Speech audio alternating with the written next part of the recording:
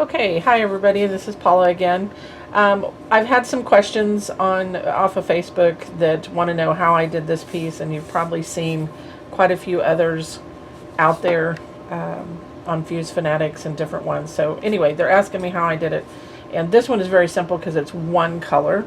I used sapphire blue, which is our BubbleART product. It bubbles between two pieces of glass. And I used a white piece of glass and a clear piece of glass. Okay, so I'm just going to demonstrate.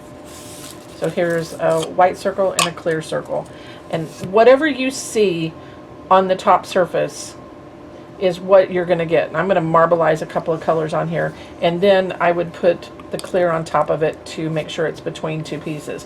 If I were to paint on top of here and then turn it over, because it has to be between, I wouldn't get the same effect unless you're really get down all the way to the glass. So I'm going to paint on the white and then just cap it for my second piece of glass.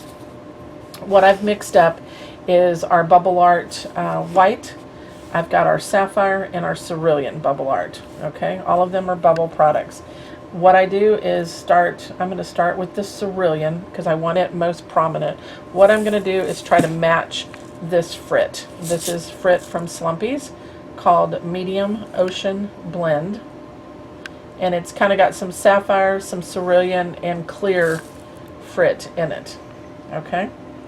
So that's what I'm going to try to match, or do something that I can use this Frit with. On this particular one, I used clear, red, and white Frit just to make my red, white, and blue.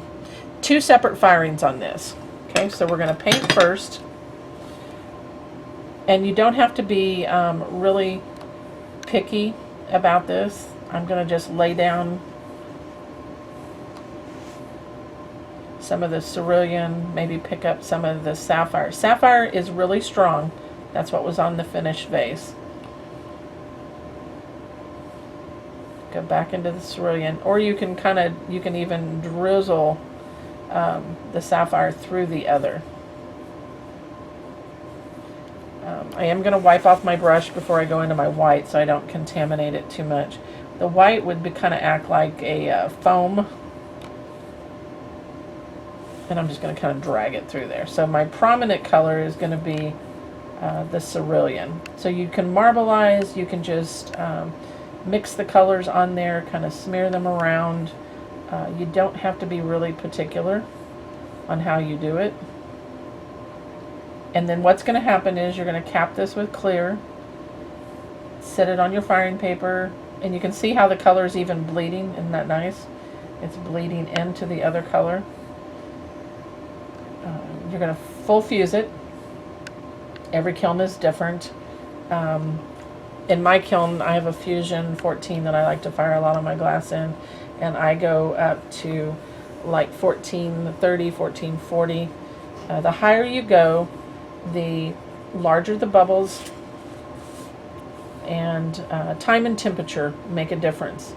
All of our products can be used on 90, 96, and float glass, which is window glass. You can paint on bottles with them, different things. Okay, and I'm going fairly sparing with that darker color. It looks like a brown on the video.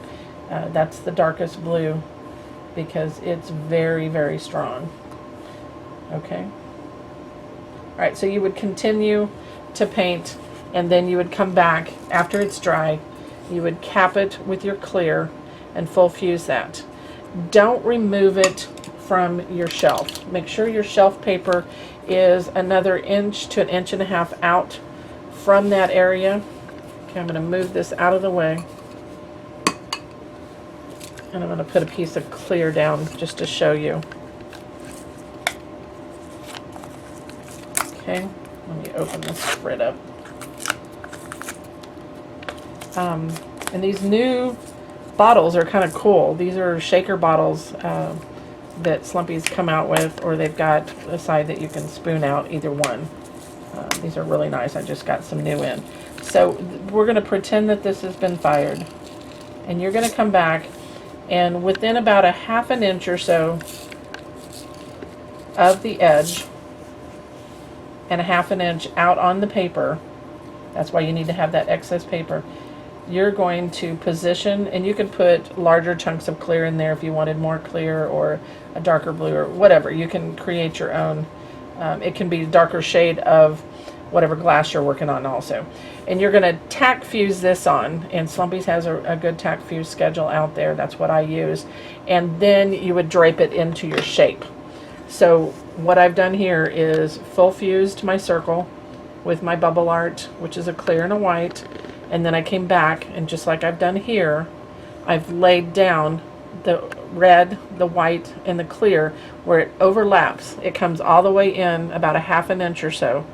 You've got to have it overlap enough that it can seal or tack itself to it to make one piece, because you can see over here how it makes that edge.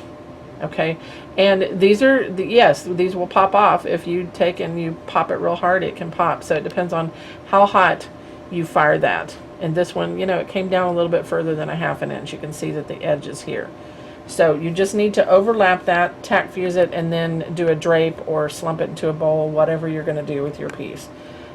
So it can be one color, it can be multiple colors, but do your painting and then cap it with the clear and then leave it on the shelf paper and add your frit. And that's how I created this piece. Have a great day.